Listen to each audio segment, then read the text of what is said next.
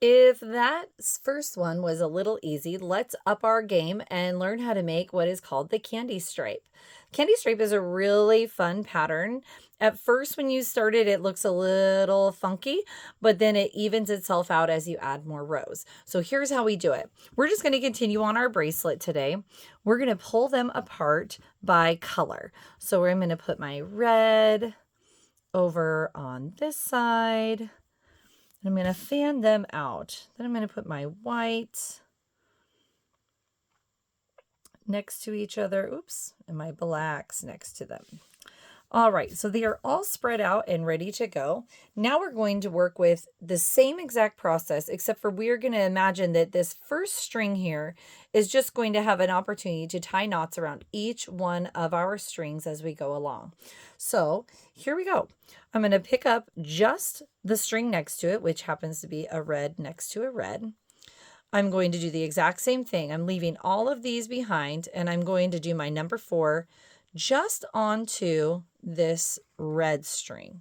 I'm going to do that 2 times, and then I'm going to abandon that base, leave it behind.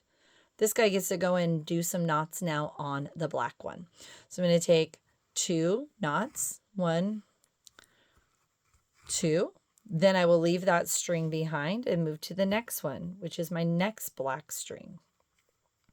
Pull through 1. Oops, that guy got a little tangled in there. And 2. And then I'm moving on to my final 2 colors, which are my white. I'm going to make my number 4, slide it up. Notice how I leave all strings fanned out on my table.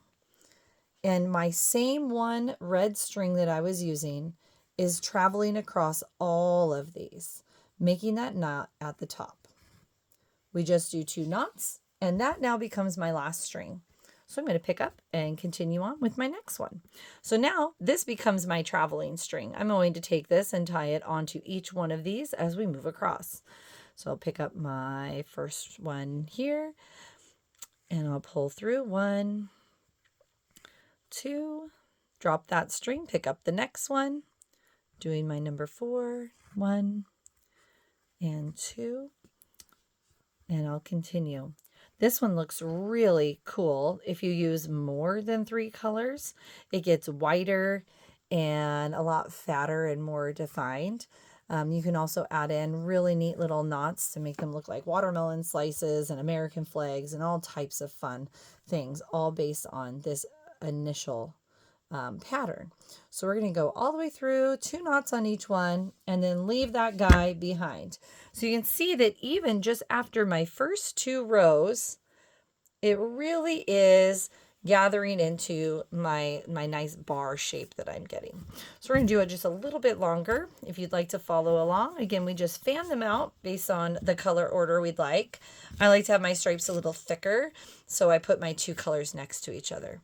So we're going to start here again. I'll start with my farthest to the left.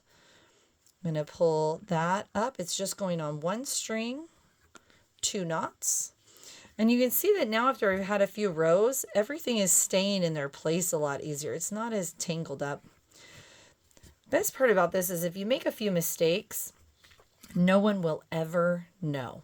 They'll never notice. You're the only one who can notice the flaw, and it's kind of something that makes it special. So keep on going all the way across until you get to the end. We'll straighten it out. That one becomes the new last string, and we keep the party going. You will end up with something that resembles this at the end.